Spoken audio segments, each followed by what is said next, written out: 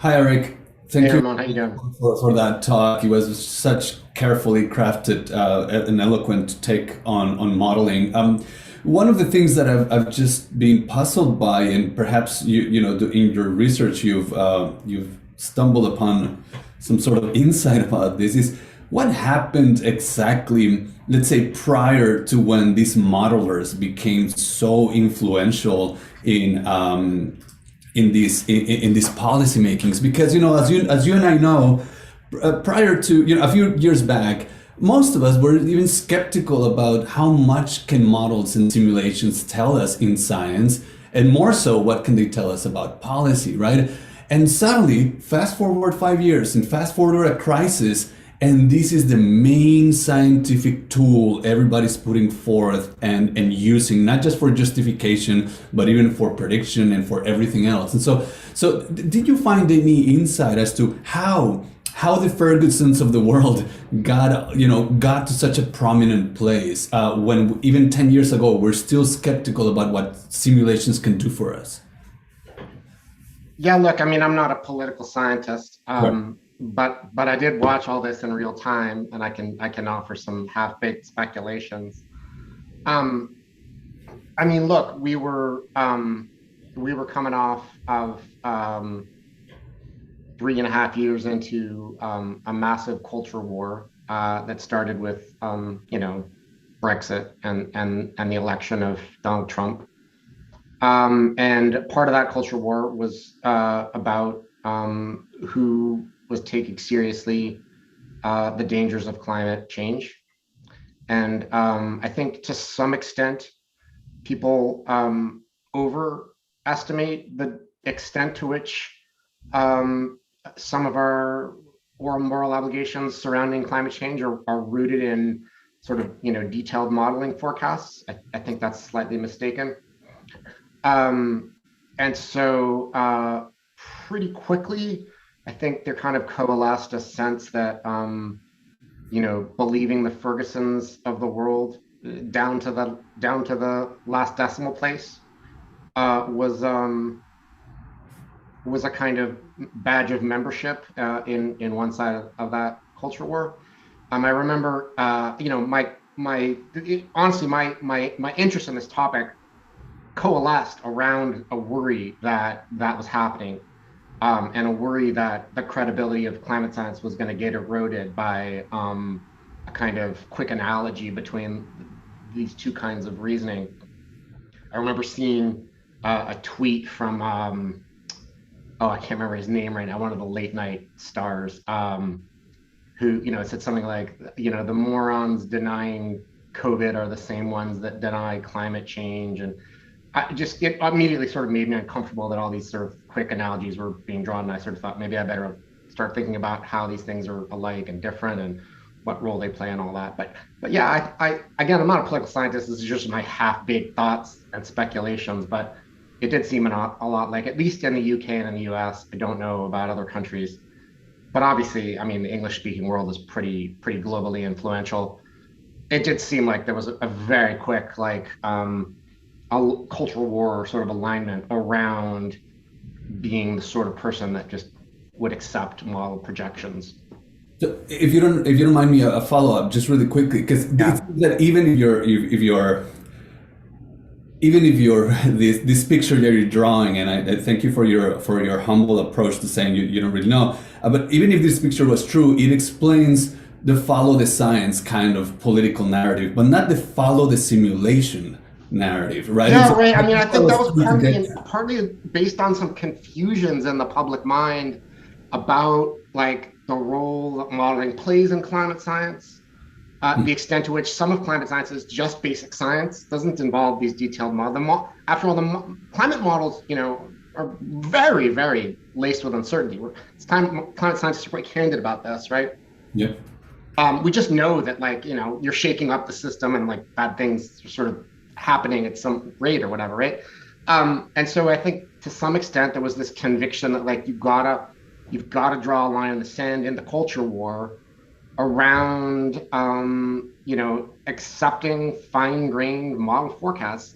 And I was talking about this in the lunch talk a bit.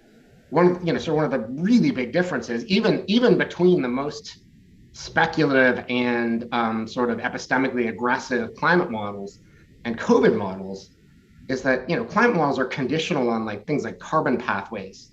Nobody builds climate models that say things like, if you have a $5,000 tax credit for people who buy electric cars, then the sea levels are going to rise by so much. But that's in effect what like the Ferguson model does, right? It tells you like, you push these policy levers, this many people die. Climate models don't do that, right? But people just, I think, got really invested in defending that line, and defending the line that like models are, they're they distinguish between the people who are doing right and people who are doing wrong, rather than they're like providing some of the premises with uncertainty envelopes around them that ought to feature in the arguments that we have. Thank you. Appreciate it. Let me take a step back here, and again, remind everybody, if you have a question, please raise your hand on the Zoom feature here, and I can call you and you can talk to us. My question, Eric, is a question on, you study models generally for a while, not only specific to COVID models, but climate models, and how people epistemically deal with them, right? And one of the questions I have is a question of, there is this sort of conflation between treating a model as a tool for assessing, basically a cartoon of the world that allows us to assess different scenarios and think about it, as opposed to evidence. So I think that a lot of people are looking at that as a piece of graph coming from Ferguson and so on, maybe, and look at that, that's just evidence. That's what, it's a, as opposed to just a characterization of a reality. Is that something that happens beyond just, because I also within scientists themselves, so like convincing themselves that, oh yeah, there's evidence. I mean, you get so embedded in what you do for a living in modeling, right, that you start trusting those cartoons as tools of evidence. Look, I mean, I guess I'm going to push back a little bit on what you're saying here, because I don't think there's like a model evidence dichotomy. I mean, I think everything is evidence, right? And I think sometimes data is bad evidence, and sometimes models are good evidence. And I mean, look, I mean, if you think modeling has been bad in the pandemic, I've got a talk on causal inference in the pandemic, which is totally, here we're just talking about that data-driven stuff. I mean, the causal inference during the pandemic makes the modeling look like rocket science, right? Like the studies that showed that like the South Dakota, Sturgis motorcycle rally caused half of the cases in the United States over the subsequent 3 weeks, or all of the studies that were like, look, they put a mask mandate in here and look what happened, and then like 3 weeks later had to retract it because in the very places where the mask mandates went in, like cases were blowing up. So everything is evidence and everything isn't evidence. I don't know that I think there's anything specific about modeling that makes it poor evidence. Not being attentive to the quality of what you're doing gives you bad evidence. And you can do that with modeling, and you can do it with data, and you could probably even do it with raw observation, right? I mean, inference is hard. It requires care, and it requires subtlety, and it requires being candid about what you know and what you don't know. And you can abuse that with any kind of scientific evidence, I think. Economists have to know this, right? Like, it's pretty easy to, yeah. I mean, so okay, so I guess you're absolutely right. You bring a lot of good examples of. I don't think I've seen a good causal assessment of pretty much anything, and part of it is because it's impossible up to this point, I think, to do it, because I completely agree. This thing came up in multiple waves, so like you just have no ability to isolate anything quite yet, right? That would be a while for us to be able to understand the actual causal effect of any of these things. What I'm trying to say is that somehow I think that there is a tendency of, our profession benefits a lot from making things hard and making things interesting by showing the elegance of what they look like, right? So my concern is that there's fields of research that are in the weeds, writing complicated mathematical equations, they're not really assessing the validity of those equations in the real world. That's what I mean by like, confronting that with some sort of like, observational evidence that will validate the model. I don't think Ferguson's model ever saw the light of day beforehand, right? And then they used it for flu in I think 2009 or for H1. And they were like, and my understanding is that when we didn't do any interventions on the flu, and his models were saying that 8 times more people would have died. I mean, he has this consistent pattern. And then he said those were reasonable worst case scenarios, et cetera, et cetera. Yeah, that's right. That's right. Yeah, look, I mean, model validation is obviously important. If you're gonna put model results in front of policymakers, you have a burden of both, providing uncertainty envelopes and providing some evidence that your model's been validated in various ways. I remember part of this was I remember going, I go to conferences on simulation. I've been going to conferences on simulation for 20 years. Usually there's a variety of topics of, what the background science that's being simulated is. And I remember being at an epidemiology simulation talk in maybe like 2015 or 2016 and asking at the end of the talk, like what was the validation procedure for most of the modeling assumptions that they made. And honestly, my recollection of what the answer was we don't really think anyone's going to use these that much, so we don't really care. And I think they were being honest. I really don't think the people who were giving this talk in their wildest dreams imagined that like what we saw happen in 2020 would happen. And so they weren't that worried about it. They were quite, blasé in their answer. And I thought, okay, well, that's fine. If you're just kind of building toys to kind of think through these problems, that seems fine. So I don't know. Yeah, I wonder if you have any comments on the fact that, so I started looking at these models early on too, never looked at epidemiology before, but like early on I had the task to actually look and try to validate some of them. And I was surprised by how quickly I could write, a working SIR model on my computer. I was like, that's not very hard, which is like, question. I mean, anyway, I think that the simplicity of it is something that also can be very good at times, right?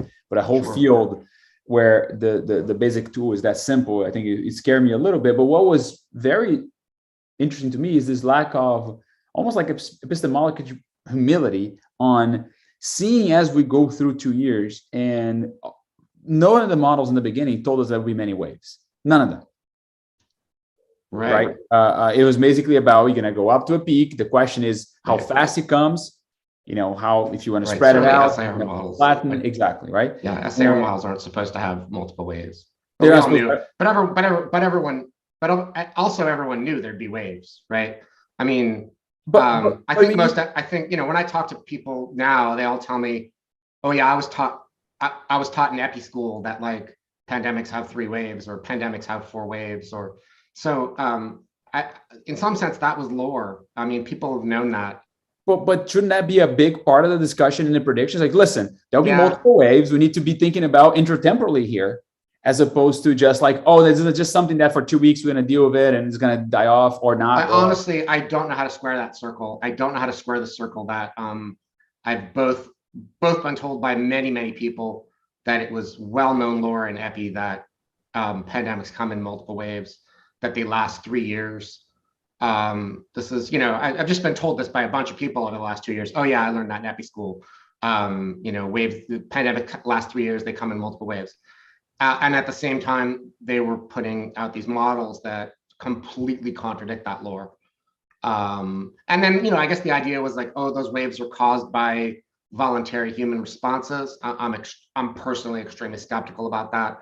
I think waves are, you see them in mutation of the virus until we find equilibrium with our immune system. Yeah, who knows? I mean, we don't. It's actually pretty surprising how poorly that stuff's actually understood in like the virology literature, as well as I understand it. We just don't know what, there's presumably some seasonal effects both on host immunity and on like the environmental phenomena that, who knows? We just don't know. It's like extremely controversial. But what I don't think was controversial, as I understand it, was that, epidemics come in waves. They last, big pandemics last 3 years, et cetera, et cetera. That was all, I think. But, also, like, don't forget, like, Neil Ferguson was a physicist. So I don't know if he knew that. His model was like, he learned how to code like ion crystal lattice ion models. So who knows? Maybe he didn't know that. I don't know. You didn't go to epi school. Exactly. Yeah, he didn't go to epi school. That's right. Ramon, go ahead. Thank you, and sorry for having so many questions, but I want to bring it back to sort of the epistemology part of the scientific trust, and some of us are worried about. So what's the line that we're walking in between epistemic responsibilities, which you've written on, and epistemic entitlements in trust, and who has which? So the policymakers, the scientists, or the citizens? Because some people have epistemic responsibilities, but others like myself, who's not a scientist, has to rely on epistemic entitlement, saying like, look, there's only so much I can follow, that I have to delegate some of my trust to experts, right? So I guess my question is, how do you see this line between epistemic entitlements and epistemic responsibilities, and who has more of which? I had views on this 2 years ago, and I don't hold those views anymore. And my views are in flux, and I don't have good answers. I know this. I know that you and I are in a relatively small profession. I don't know. There's probably 2,000 of us, professional philosophers of science. I know it wasn't that hard for me to get caught up on some of this stuff pretty quickly. It took me maybe 8-10 weeks to know enough about what was going on in these models to be able to have a reasonably informed opinion about what was actual science and what was rhetoric and what was badgering and what was what. So I guess the only thing I can speak about is people like me, because I don't know what it's like. I just don't know what it's like to be other people. But I know what it's like. I know what it's like to be a philosopher of science when something like this happens. And I know that it was a bit disappointing to me that a lot of my colleagues thought that their job was to hold the line on defending the inviolable epistemic authority of science. I didn't care super much for that. I mean, I'm not trying to be a Hector or whatever. But again, I don't know what the answers to your questions are. It's hard, right? I don't expect, as I think I said meatpacking plant 3 times when we made the movie, and they graciously edited it out once. I didn't say it 3 times, but so I'll use that phrase. I don't expect people who work in meatpacking plants to be able to sort through the science. That's not fair. They can't, right? You have to have the free time that I have. That's an incredible luxury of my job, especially during the pandemic. And you have to have some training and you not necessarily training in epidemiology. I had none of that, but I have extensive training in reading science and thinking about scientific inference and statistical reasoning and that kind of stuff. So I don't know what to say to somebody like that. I don't know what to say to about what, I'm extremely nervous that people are going to walk away from this episode and think this is all BS, right? This is all propaganda. This is all advocacy. I don't believe a word of it, because I think if the public goes down that road, we're in deep. I don't know. The only thing I guess I know is, or the only thing I have a strong opinion is what people like you and I ought to be doing. And it's, I think, something like what I'm doing now, trying to just inject a little bit of, commentary, the way that you would do if you were a film critic and you thought that some movie that came out was, being overly successfully propagandistic about something. You'd say, hey, wait a minute, guys, there's a technique being used in this filmmaking which is misleading you. Let me educate you a little bit about that. Yeah. And that's kind of what I've been trying to do in the last 2 years. But I don't know what to recommend to people who aren't like me. I just don't know. Thank you. Appreciate it. Anyone else? It's funny you say that. Talking about as a critic and evaluating a movie. I feel that the reverse is happening. We see people that were involved in making these horrible and not very precise projections being talked as like heroes of the pandemic. I mean, you see here at my university that seems to be the case. It's like there's posters of this woman around. I was like, wait, no. This is like, she's like Neil Ferguson locally. Right. This is like, this person cost us a lot, made a lot of harm in the world. Not necessarily voluntary. She didn't mean to. I don't think she meant to do it, but that's the output. That's the result. Right. And let's not celebrate that. Let's especially as an institution of learning, we should be like, all right, let's think about what was, look back and not repeat it. Because if it was the right thing to do, use those models, let's write about it. Let's inquire this thing. But I don't think we're ready to say that, right? So let's not celebrate it either. Right. So it is very frustrating to do that. And in that direction, I mentioned that I'm a little skeptical of any causal inference thing that tries to evaluate the actions that were done just because we're still in the middle of it. I completely agree with you on that. Yeah. That we can evaluate. But have you seen anything at least that has been well done and that you feel that, all right, this is a good study that at least starts pointing out? There was this Hopkins study recently, at least doing a meta-analysis. I mean, I'm cautious about my own confirmation bias.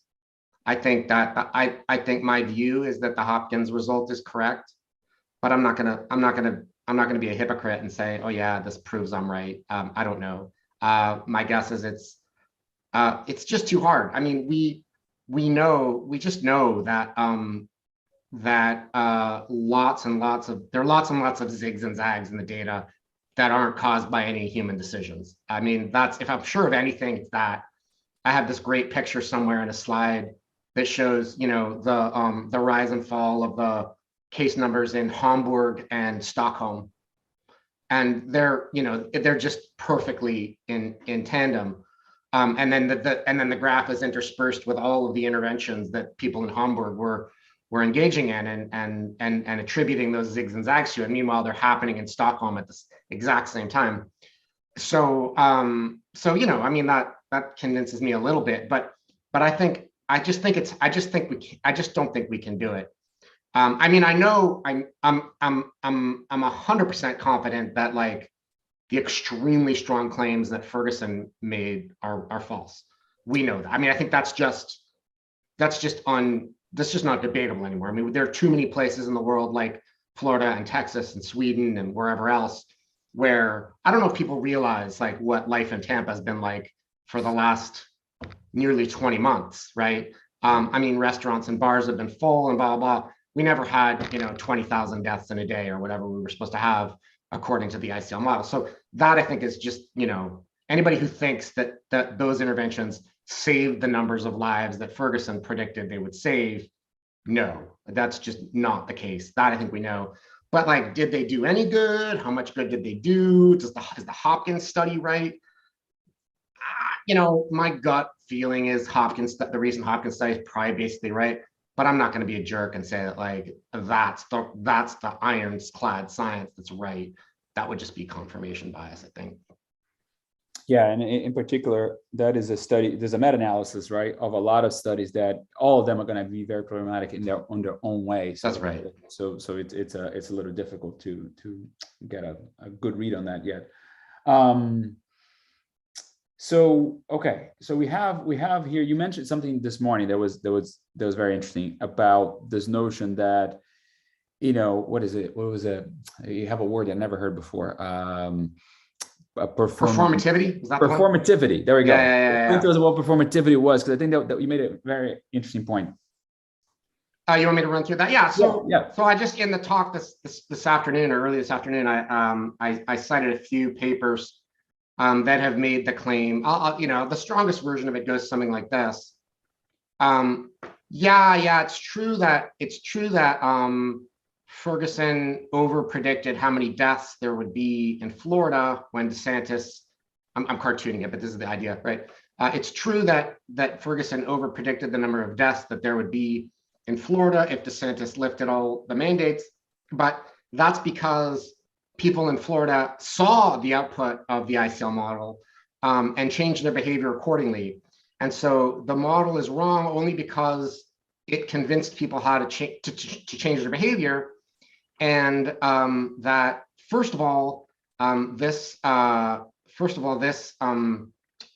lets them off the hook for their for the poor quality of their projection, because it's impossible to predict human behavior, because humans know what you predict. That's like what Popper called the paradox of prediction, I guess.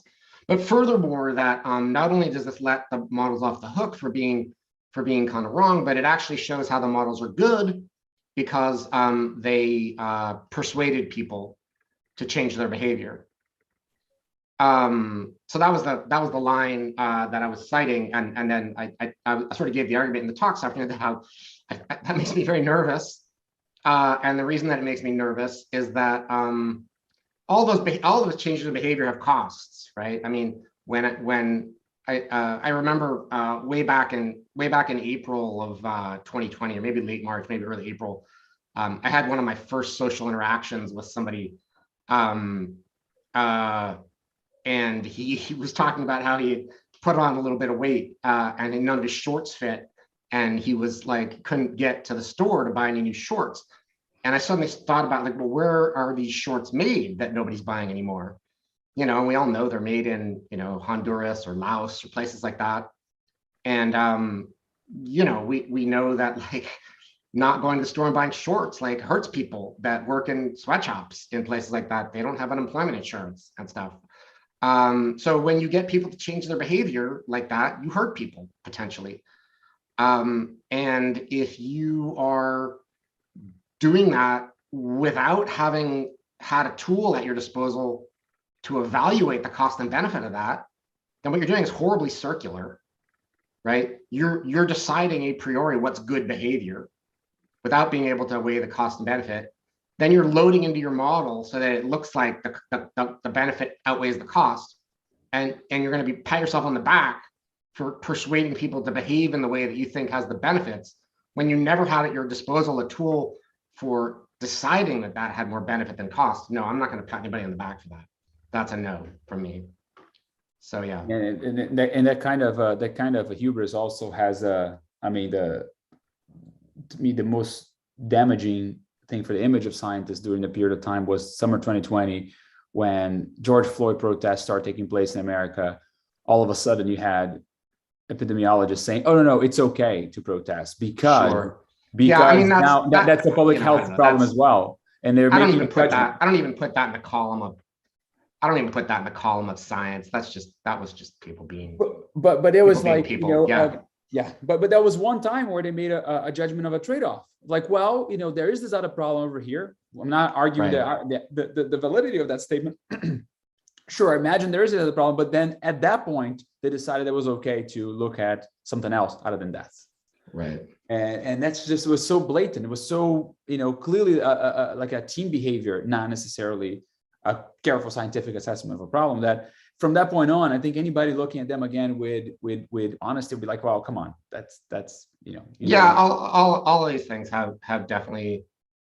I mean, yeah, everything I said about performativity is there's an extra argument against that having to do with the way that it damages the credibility of science, for sure. If people think that you as a scientist are patting yourself on the back because your model got people to change their behavior without regard to whether the model was adequate or not, I think that would not be a good advertisement for your. So my budget. My final question. We're going to be running out of time here in a little bit. So if anybody has a question, let me know, and I'll look at here. But I have one more, which is like thinking more like where we go from here kind of thing.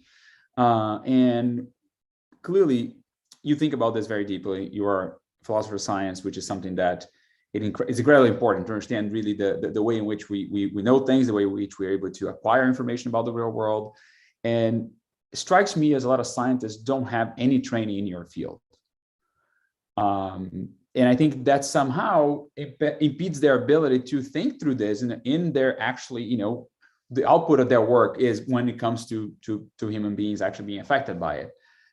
Is that true in my impression? Yeah, look, I mean, the people who made the film, who got me to make that film, I think that rather strongly. I think they think that. So the three of them are all health economists in Canada. And I think they strongly believe that health economic modeling, even of the very mundane kind, where you decide whether such and such a drug is worth the cost, because after all, most of this stuff is paid for by the state in Canada, so the state has to make decisions about what drugs are worth paying for, which ones aren't. They use models. They're not entirely unlike the ICL model to do that. And I think what Nick and David and Stephanie have in common, these are the three health economists have in common, is that they believe that their colleagues could be more reflective on exactly the topics that we're talking about. So I doubt we're a small number of pretty obscure people. I don't have great optimism that I'm gonna change the world or whatever, but I'd like to think that's the kind of thing that I'm trying to contribute to. I think most scientists are good people. I think that's just, none of them think of themselves as, puppet master propagandists who are, that's crazy. I mean, I know a lot of people on the other side of the culture war think that, and they probably want me to say that, but I'm not going to. I think they're all good people who are trying to help the world. I think that we all have, when we choose professions, I mean, I'm doing it right now, right? I'm doing right now what I could accuse them of. I'm standing here right now telling you that philosophers of science can solve all these problems. Of course I think that, right? Because that's what I do for a living. And I think they think that too. And I think they believe it with great sincerity. And I think they're all good people. But they could learn some things from other people about how to do their jobs in a way that serves their stakeholders a little bit better. That's all. Let's see. There's no more questions. Eric, thanks again. And I mean, seriously, I tried to get you to say some things, that your humility, your carefulness is just really, really refreshing. And thank you for all your work during this past few years. As I said in the earlier talk this morning, I learned about you by online, looking at what things that you're posting and reading. And sure, part of it was my confirmation bias. I was agreeing with you probably, but always you're done in a super thoughtful way, which is, I guess, that I've never been accused of epistemic humility in my life before, Carlos. So from where I sit, you do. So again. Anyway, thank you. And thanks so much for everyone to join us today.